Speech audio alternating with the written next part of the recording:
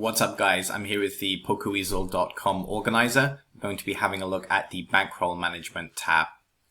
Let's start off with the basic bankroll management functionality. Looking at the sheet, you'll notice that some cells have a yellow background. These are the cells that are designed to be modified by us. The rest of the sheet is going to calculate automatically.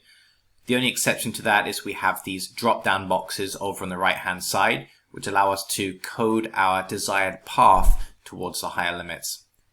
So let's start off by defining our path. If we have a look at the options here in the drop-down box, we can see in progress, beat, pending, or skipped. If we look over on the left-hand side, we can see the various limits. Not all of these limits will be available in your room. Let's say, for example, that our particular room has NL10 and NL25, but it doesn't have NL16. We can use the drop-down box over on the right-hand side to choose skipped. The sheet's now going to completely ignore this limit as part of the sheet and calculate around it. Pending means that we're looking to play a certain limit. That's part of our path to the higher limits. In progress means we're currently playing that limit. And beat means we've moved on past a certain limit. For example, if we move up from the bottom limit here, it's logical to then mark the next limit as in progress. The sheet will then automatically calculate how many buy-ins we need to grind out before we can move up, and how many buy-ins we can lose before being forced to move down. This is calculated based around the current bankroll total. Over on the left-hand side, we have the option to edit this total. Let's say, for example, we have $500 in our bankroll right now. This means that according to our bankroll management plan that we should be playing NL25 because we can see NL25 shoot at 375. So let's assume that we've beat the earlier limits.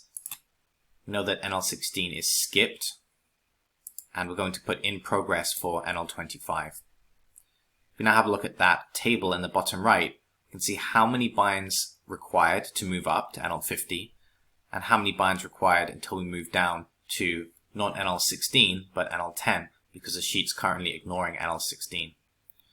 Let's just see if that makes sense. 500 in our roll.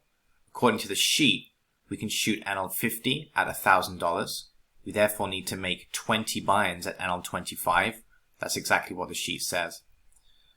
In terms of moving down, we have this column rebuild at. So the sheet's telling us that we want to rebuild if our bankroll drops to 250. While we're playing NL25, we have 500 in our roll. If we drop 10 buy-ins, that means we're at 250. We now need to move down to NL10. So where did the sheet get these values from? How does it know we need to move down to NL10 when we drop to 250? Well, it's based on values that we can modify in these yellow columns here. So for each limit, we have a required buy-ins amount for taking a shot and how many buy-ins shot we plan to take at that limit before moving down. So when we look at the data for NL25, according to the sheet, the plan is to take a shot at 15 buy-ins. So when we have 375 in our roll, we'll take a 5 buy-in shot. So that works out at $125. So therefore it's calculated that we'll move down at 250. Now let's just say we didn't like this bankroll management plan. Let's say we think it's not aggressive enough or perhaps too aggressive. We can change these values. Let's say, for example, that I wanted to shoot each limit at 10 buy-ins. Well, we can change these values, no problem. Set everything to 10. The sheet's now going to calculate accordingly. Let's see what happens to our strategy at NL25, assuming the same bankroll if we're now taking a 10 buy-in shot at each limit. It's now saying required buy-ins until move up 0 buy-ins. That must mean that it's time to move up. So let's choose beat for this limit. Now let's choose in progress for NL50. We know we said we wanted a 5 buy-in shot, so it makes sense that we can lose 5 buy-ins until we have to move down. Of course, this is now a very aggressive bankroll management plan, so we probably don't want to take a 5 buy-in shot. Let's say we just want to take a 2 buy-in shot. So we'll change that value in the Excel. Now we can see reflected in our plan, buy-ins until move down, 2 buy-ins. So if we lose a couple of those buy-ins, let's say we lose 1 for example, our bankroll now drops to 450. So we can see that we now can only lose 1 additional buy-in before having to move down. If we look next to the bankroll total cell, we can see a goal cell. So if we have an overall plan for how much we'd like to make playing poker, then we can input that value into this goal cell. When we're finally playing the last limit that we plan to in our bankroll management path, then it's going to utilize that goal value to calculate how many buy-ins we need to make before we reach our goal. So just to test that, let's imagine that we've beat all of these limits and we've decided that as part of our bankroll management plan, we're not going to play above NL1K. So we put in progress for NL1K. According to the sheet currently, we should be only shooting NL1K if we have at least 25K in our bankroll. So let's change the total to 25K. And now on the sheet in the required win column, you can see required amount 75,000. So our target's 100,000. Our target was instead 200,000. And as we can imagine, the required win column is going to change to 175. It's also possible to modify some of the existing limits. For example, if your site offers some unorthodox limits, I imagine this will especially happen if you're playing in a different currency to US dollars. You might want to change some of these values. For example, instead of NL100, your room has the equivalent of NL150. So let's change the buy-in amount here, and we'll see the other values in the row get adjusted accordingly. So we change it to 150. Our shot at amount changes now because a buy-in is 150 instead of 100. Of course, if you do modify the sheet in this way, you might want to change the heading as well, because this is no longer NL100 but NL150. So as you can see, this is a fully customizable sheet, but I imagine most of the common limits are already there in the sheet, so it's more a case of picking your path by choosing which limits are skipped. If you do have to make an adjustment, it will probably be something like NL25 to NL20 or NL30, depending on which room you're playing. Now that's not everything. Let's move on to some of the additional features of this bankroll management sheet. The calculate time investment box allows us to make a projection regarding how long it would take us to make a certain number of buy-ins. Let's just try out some sample numbers. Let's imagine we wanted to make 100 buy-ins. Now we'll talk about how we can calculate the number of buy-ins we want to make using the sheet shortly. But for now, let's just say we want to make 100 buy-ins. Expected win rate. So you can play around with some different projections here. It's very rare that a player knows exactly what their win rate is, so it's recommended to run a range of calculations. What if our win rate were to be quite high over the sample? How long would it take then? What if our win rate was to be very low over the sample? So we can experiment. Let's assume 5 big blinds per 100. Now we can also decide how many hours per day we want to play. Let's say that we're going to invest 3 hours per day. Number of hands per hour. Now in most cases this might not be 950. This is the kind of setup we might get. At the very least playing 4 fast tables, but very often this is actually fast tables plus 1 or 2 reg tables on top. In terms of reg tables, to play close to this, we're talking about maybe 12 to 16 reg tables. So this might be unrealistic for many players. 500 might be more realistic for the average multi-tabler. So it's saying with this win rate, in order to make 100 buy-ins at 5 big blinds per 100 win rate, we're going to need 200,000 hands. Assuming we're playing 3 hours a day, that equates to 1,500 hands per day if we're playing 500 hands per hour. It's going to take 4 months to win the 100 buy-ins. Let's imagine that wasn't good enough for us and wanted to make the 100 buy-ins in 3 months. Well, can we increase the number of hours per day we play? If we increase the number of hours per day to 4, then it's now going to take 3 months instead of 4. But what if 5 BB per 100 is not really our win rate? Maybe that's overly ambitious, or perhaps we might just run bad over the sample. Let's say that instead our expected win rate is 2.5 BB per 100 hands. We can now see it's going to take 400,000 hands, and it's going to be 7 months required even at 4 hours per day. Now where did we get the 100 buy-ins from? In most cases we don't think in number of buy-ins, and that's because not all buy-ins are equivalent. After we've made an initial amount of buy-ins, we may very often be moving up limits to play a higher stake. If we return now to our bankroll management sheet, we can see the buy-ins cumulative column. So for each limit, based on our bankroll management plan, we see how many buy-ins are required to be made at this limit. So we can see at NL5 we need to win 10 buy-ins. Then when we move up to NL10, we need to win 15 buy-ins. So if we now look at the cumulative column, it means to reach that stage, we would have made 25 buy-ins. So to reach a stage where we're successfully having the bankroll to take a shot at NL25, i.e. $250, then we need to make cumulatively 25 buy-ins. So if we now think about our overall plan, well, we've input our value into the goal cell. You can see that once we get to NL1000, if our goal is to make 200,000 total, then we're going to need to make 328 buy-ins cumulative. So we'd hence go to our required buy-ins and put in 328. I think this is a very useful combination of two tools because it teaches us the importance of aggressive bankroll management. Look at that, almost 2 years required to make that 100k. That might not be good enough for some players. But also when we look at this bankroll management strategy, it is on the tight side. In the past, players have assumed that having less than 25 buy-ins for a certain limit is a big mistake, but actually the math shows that a bigger mistake is to be overrolled for every single limit we play.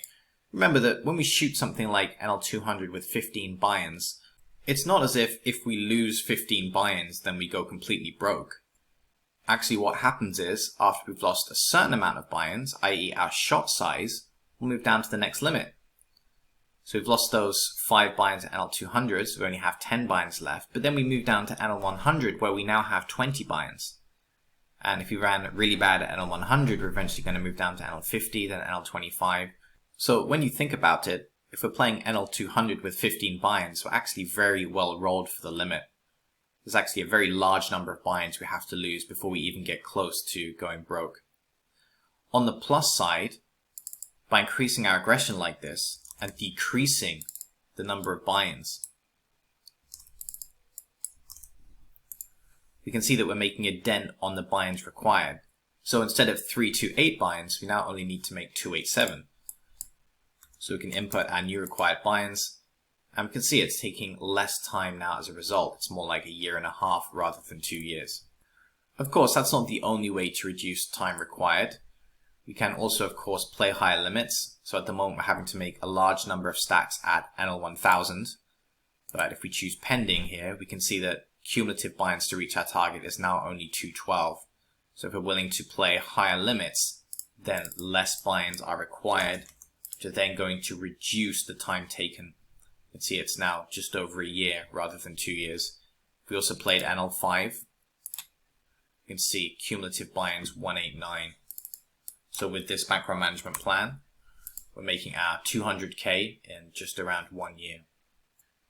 Just so as not to be misleading, it's important to remember that this is a best case scenario usually in terms of required number of buy-ins. What can happen a lot of the time is not all of our shots go through. So we end up grinding a certain amount at NL5, taking a shot at NL10. When we lose, let's say 5 buy-ins at NL10, we then have to grind back 10 buy-ins at NL5 to make up for those 5 buy-ins that we've lost. So depending on how well or how bad we run when taking shots, this is generally a best case scenario. This is assuming that we go straight up and our shots don't fail. But it could take longer than this if many of our shots fail. And that's how it is with poker. Sometimes the players who are the most successful can be the ones that run well in key moments, at least over the short term.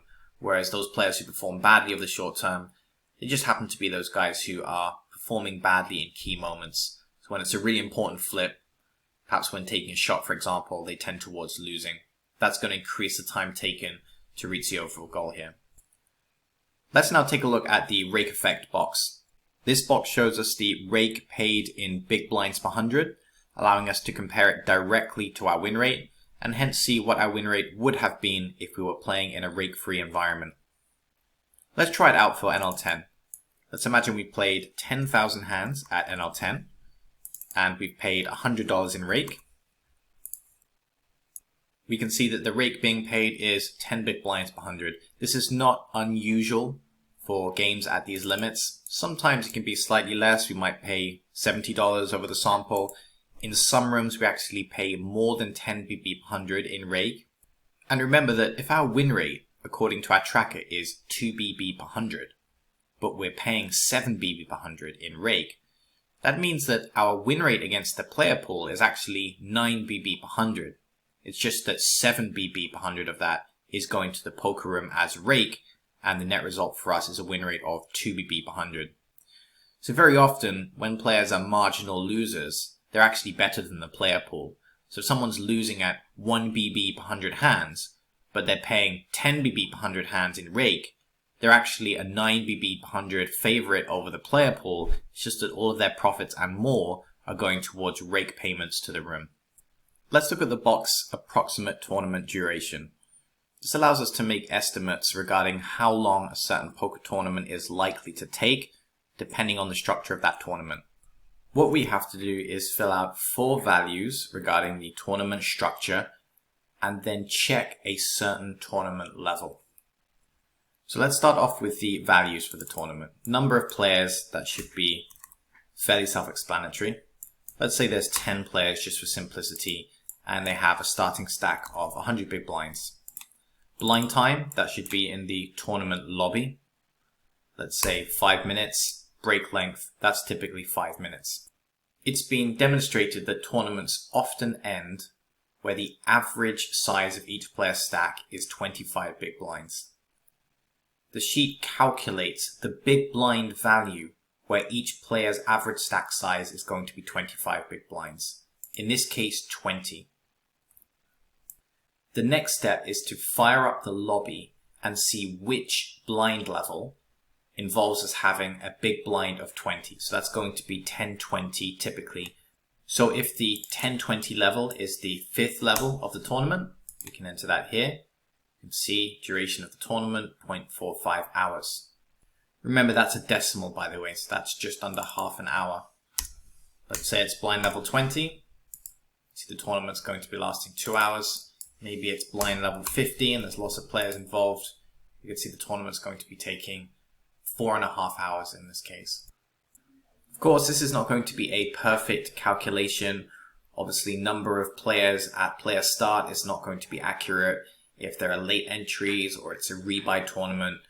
But it's been shown this is relatively accurate at giving us a rough guide on how long the tournament is going to last. So you see the tournament is going to last roughly 4.5 hours. You only have 3 hours to spare. It's probably not worth registering for that tournament because even if you get deep, you're not going to have time to finish. Okay guys, hope you enjoy the Bankroll Management tab. And remember, you can pick up your copy of this sheet at www.pokerweasel.com.